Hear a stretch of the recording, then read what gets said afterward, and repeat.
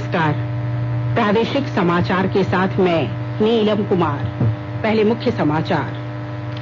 प्रधानमंत्री ने आज वर्चुअल माध्यम से पीएम किसान सम्मान निधि योजना के तहत 9 करोड़ से अधिक किसान परिवारों के बैंक खातों में 18,000 करोड़ रुपए अंतरित किए। देश भर में कोविड-19 महामारी के टीकाकरण के लिए स्वास्थ्य कर्मियों को प्रशिक्षित किया जा रहा है।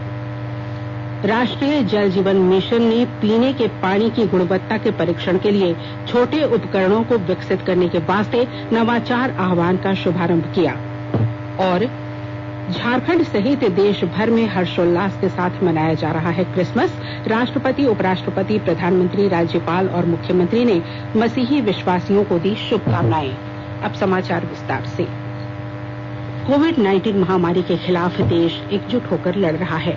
आप भी हमारे साथ सुरक्षा और बचाव के 3 आसान एहतियाती उपायों का संकल्प लें। मास्क पहनें, 2 गज की दूरी है जरूरी, सुरक्षित दूरी बनाए रखें, हाथ और मुंह साफ रखें।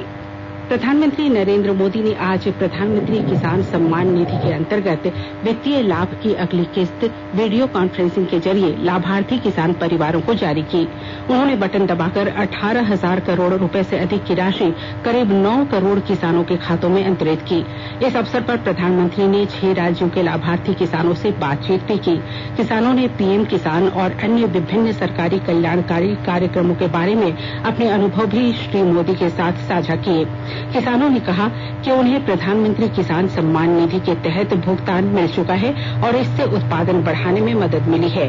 एक किसान का कहना था कि प्रधानमंत्री किसान योजना और फसलों में विविधता लाने के कार्यक्रम के तहत वह अपनी उपज को कृषि उपज विपणन समिति की मंडियों से बाहर बेच सकता है और अपने परिवार के लिए अधिक आमदनी कमा सकता है।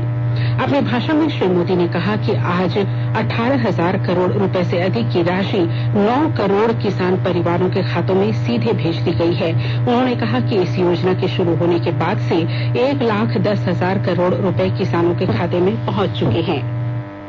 जब से ये योजना शुरू हुई है तब से 1,10,000 करोड़ रुपए से ज्यादा किसानों के खाते में पहुंच चुके हैं।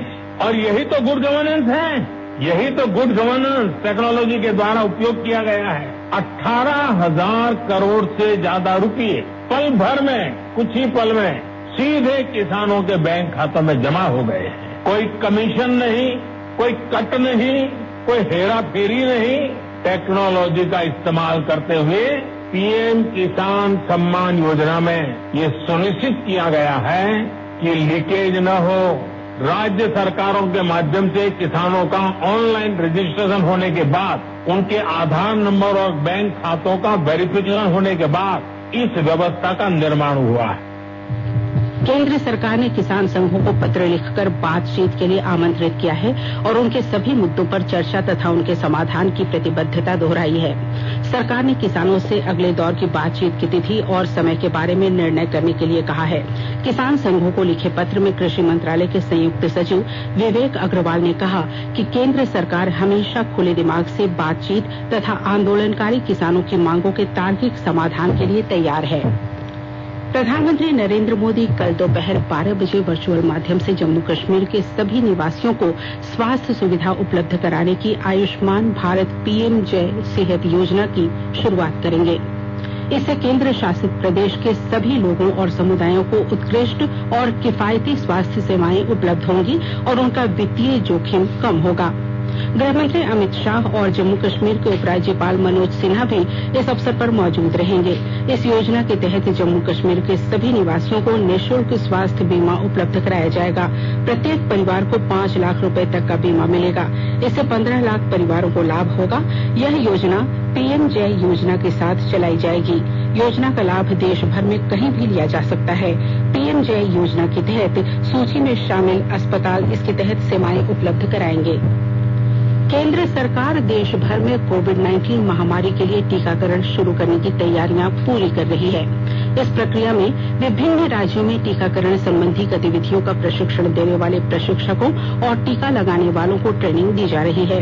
डॉक्टरों, टीका लगाने वालों, वैकल्पिक टीकाकरण कार्यकर्ताओं, शीत भंडार प्रभारियों, टीकाकरण पर्यवेक्षकों, डेटा प्रबंधकों, आशा कार्यकर्ता समन्वयकों और कार्यक्रम से जुड़े विभिन्न स्तरों के कार्यकर्ताओं को प्रशिक्षण दिया गया है। इस समय लक्षद्वीप को छोड़कर बाकी सभी राज्यों और केंद्र शासित प्रदेशों में राज्य स्तरीय प्रशिक्षण का दौर पूरा हो चुका है, जिसमें जिला स्तर के 7,000 से अधिक प्रतिभागियों ने हिस्सा लिया। 681 जिलों में चिकित्सा अधिकारियों को संचालनात्मक दिशा निर्देशों का प्रशिक्षण दिया जा चुका है। प्रत्येक राज्य के 2-2 जिलों के जिला अस्पतालों, सामुदायिक स्वास्थ्य केंद्रों या प्राथमिक स्वास्थ्य केंद्रों में पूर्वाभ्यास के लिए 5 सत्र आयोजित किए जाएंगे। पूर्वाभ्यास के दौरान टीके लगाने के अलावा अन्य सभी कार्यों के संचालन की जांच हो जाएगी।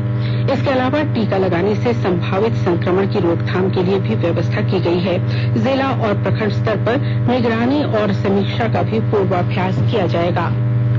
भारत बायोटेक के टीके कोवैक्सीन का तीसरे चरण का परीक्षण जारी है। कंपनी की संयुक्त प्रबंध निदेशक सुचित्रा एला ने आकाशवाणी से विशेष बातचीत में कहा कि इस समय देश के 26 केंद्रों पर इसका परीक्षण किया जा रहा है। उन्होंने यह भी बताया कि इस वैक्सीन की 2 खुराक दी जानी है।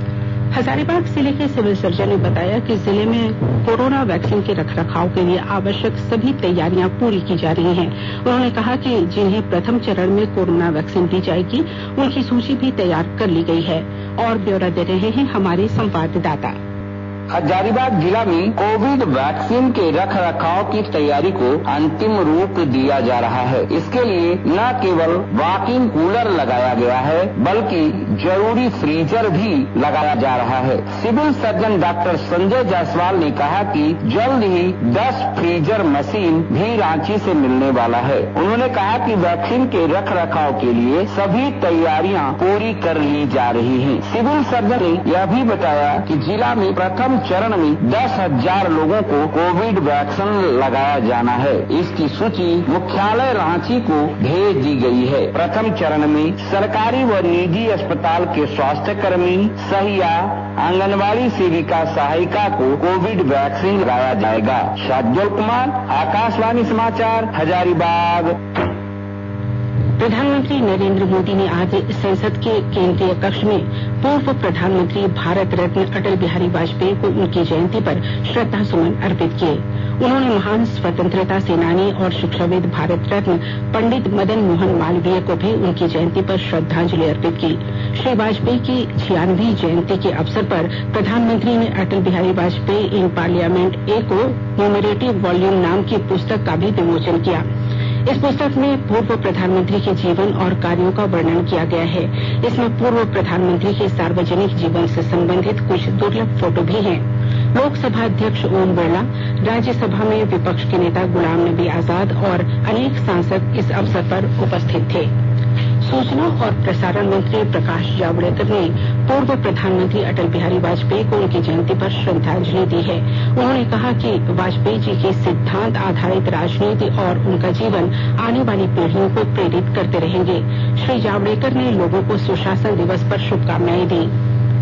रेल मंत्री पीयूष गोयल ने इलेक्ट्रॉनिक माध्यम से टिकट आरक्षण यानी ई टिकट प्रणाली को उन्नत करने के लिए किए जा रहे कार्यों की आज समीक्षा की। भारतीय रेलवे की IRCTC वेबसाइट सभी रेलगाड़ियों में ऑनलाइन यात्री आरक्षण की सुविधा प्रदान करती है और देश के सभी नागरिकों की रेल यात्रा आवश्यकताओं की पूर्ति करती है। रेलवे बोर्ड, CRIS और IRCTC के अधिकारियों ने रेल मंत्री को आश्वासन दिया कि वेबसाइट के कामकाज को और बेहतर बनाने के लिए हर संभव प्रयास जारी है। आकाशवाणी के ताजा तरीन समाचारों के लिए आप हमारी वेबसाइट newsonair.com पर लॉग ऑन कर सकते हैं। ताजा समाचार ट्विटर हैंडल @न्यूज अलर्ट्स और Facebook page all India radio news पर भी उपलब्ध है। आप प्रादेशिक समाचार एकांश के ट्विटर हैंडल @AIRnews_रांची और Facebook page AIR news Ranchi के अलावा YouTube channel regional news unit Ranchi पर भी हमारे बुलेटिन सुन सकते हैं। प्रादेशिक समाचार आप आकाशवाणी रांची से सुन रहे हैं और अब पेश है कोरोना से बचाव के कुछ संदेश।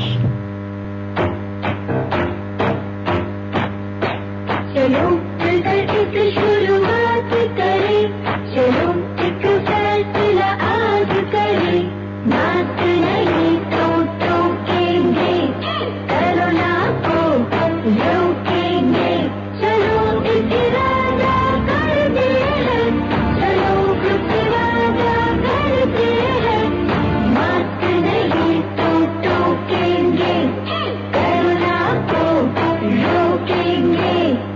सरकार द्वारा जनहित में जारी।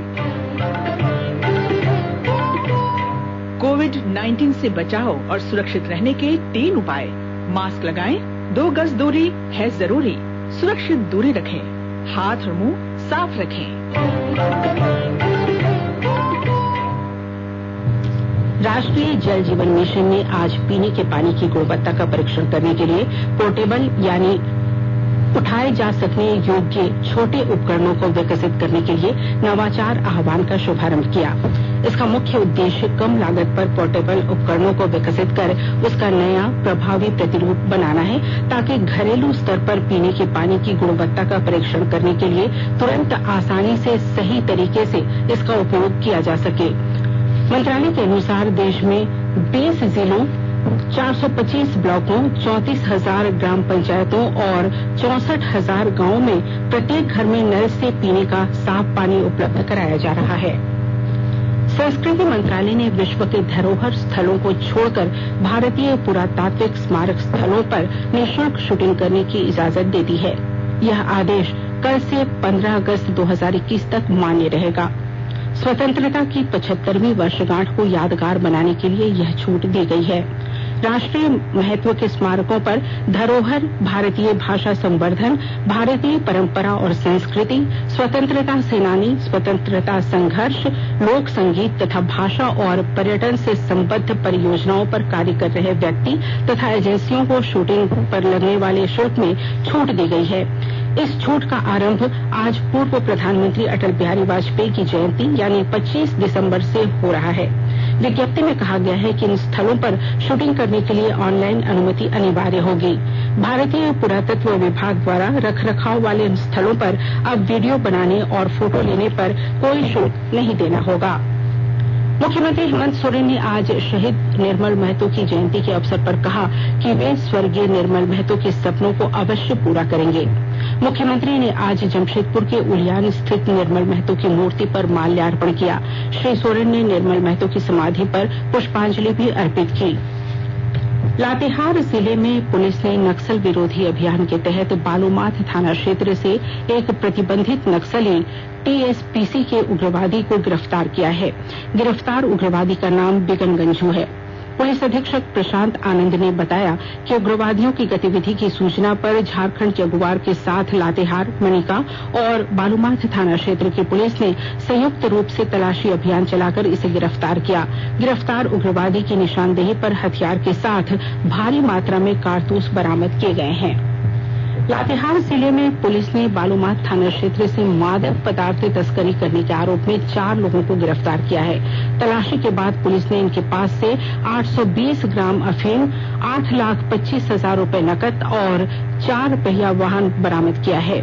जिले के पुलिस अधीक्षक प्रशांत आनंद ने बताया कि गिरफ्तार किए गए लोग अफीम की बिक्री हरियाणा और पंजाब में करते हैं।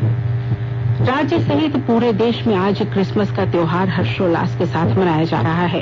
राष्ट्रपति रामनाथ कोविंद, उपराष्ट्रपति एम वेंकैया नायडू, प्रधानमंत्री नरेंद्र मोदी, राज्यपाल द्रौपदी मुर्मू और मुख्यमंत्री हेमंत सोरेन ने लोगों को क्रिसमस की शुभकामनाएं दी हैं। इधर राज्य भर के गिरिजाघरों में विशेष प्रार्थना सभा का आयोजन किया गया। कोरोना को देखते हुए मसीही समुदाय के लोग सरकारी दिशा निर्देशों का पालन करते हुए प्रार्थना सभा में शामिल हुए। और अब अंत में मुख्य समाचार एक बार फिर। प्रधानमंत्री ने आज वर्चुअल माध्यम से पीएम किसान सम्मान निधि योजना के तहत 9 करोड़ से अधिक किसान परिवारों के बैंक खातों में 18,000 करोड़ रुपए अंतरित किए। देश भर में कोविड-19 महामारी के टीकाकरण के लिए स्वास्थ्य कर्मियों को प्रशिक्षित किया जा रहा है। राष्ट्रीय जल जीवन मिशन ने पीने के पानी की गुणवत्ता के परीक्षण के लिए छोटे उपकरणों को विकसित करने के वास्ते नवाचार आह्वान का शुभारंभ किया। और झारखंड सहित देश भर में हर्षोल्लास के साथ मनाया जा रहा है क्रिसमस। राष्ट्रपति, उपराष्ट्रपति, प्रधानमंत्री, राज्यपाल और मुख्यमंत्री ने मसीही विश्वासियों को दी शुभकामनाएं। इसके साथ ही आकाशवाणी रांची से प्रादेशिक समाचार का ये बुलेटिन समाप्त हुआ। नमस्कार। घर में रहिए, सुरक्षित रहिए और सुनते रहिए आकाशवाणी।